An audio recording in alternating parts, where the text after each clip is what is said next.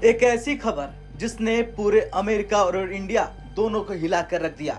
Donald Trump जो America के राष्ट्रपति हैं और अब वो फिर से सुर्खियों में आ गए हैं। उन्होंने कई बार खुले मन से कहा था अमेरिकी टेक कंपनियों को अब इंडिया में हायरिंग बंद कर देनी चाहिए। उनका कहना था अमेरिकी कंपनियां अगर भारतीय टैलेंट पर निर्भर रहेंगी तो अमेरिकन जॉब खतरे में पड़ जाएगी। लेकिन सरप्राइजिंग फैक्ट ये है कि ट्रंप की इन बातों को किसी ने सीरियसली नहीं लिया। उल्टा अमेरिका की सबसे बड़ी टेक कंपनियों जैसे कि Meta, Apple, Amazon, Netflix, Google और माइक्रोसॉफ्ट, जिन्हें हम FAANG या फिर MANGA कंपनियों के नाम से भी जानते हैं, इन सब ने इंडिया में अपनी हायरिंग को रोकने की बजाय और ज्यादा आक्रामक तरीके से बढ़ा दिया है।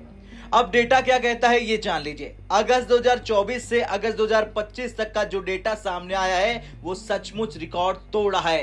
केवल इस एक साल में 3 लाख से ज्यादा भारतीयों को नौकरी दी गई। ये हायरिंग स्पाइक पिछले 3 सालों का सबसे बड़ा उछाल है। ईयर ऑन ईयर ग्रोथ देखे तो 2023 से 2024 में जितनी हायरिंग हुई थी उससे इस साल लगभग 30% ज्यादा लोग जॉब में रखे गए हैं। और अगर इसमें एट्रिशन रेट यानी कि जो लोग छोड़कर गए हैं उनको निकाल दें तब भी नेट हायरिंग लगभग 75,000 लोगों की रही है।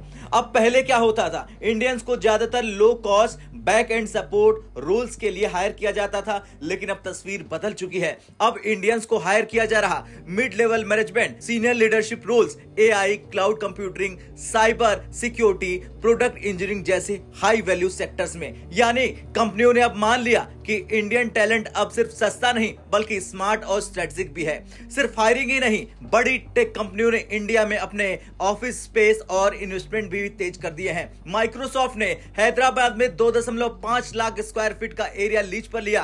एप्पल ने बेंगलुरु में करीब 1000 करोड़ की हाई वैल्यू लीज साइन की। मेटा यानी फेसबुक ने बेंगलुरु में नया टेक सेंटर खोल दिया। गूगल ने भी अपनी अनंता फैसिलिटी लॉन्च कर दी है। यानी कि ये छोटे मोटे संकेत नहीं है, ये क्लियर मैसेज है कि बिग टेक अब इंडिया में लॉन्ग टर्म गेम खेल रही है। अब सवाल उठता है कि जब डोनाल्ड ट्रंप बार बार कह रहे हैं कि स्टॉप हायरिंग इन इंडिया, तो इन कंपनियों ने उनकी बात क्यों नहीं मानी? असल में ट्रंप की अमेरिका फर्स्ट पॉलिसी और उनकी पॉलिटिकल स्टाइल कंपनियों के बिजनेस लॉजिक से मेल नहीं खाती।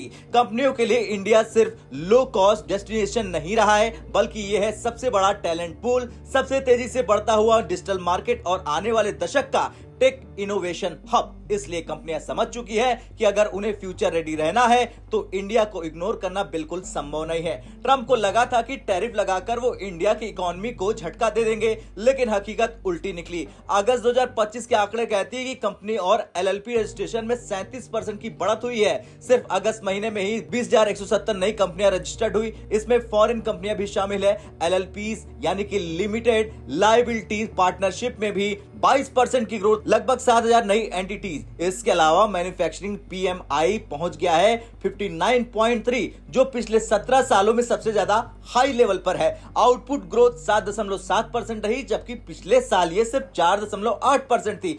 यानी कि इंडिया को दबाने के लिए लगाए गए हर टैरिफ, हर प्रेशर ने उल्टा इंडिया को और ज्यादा रेजिलिएंट बना दिया है।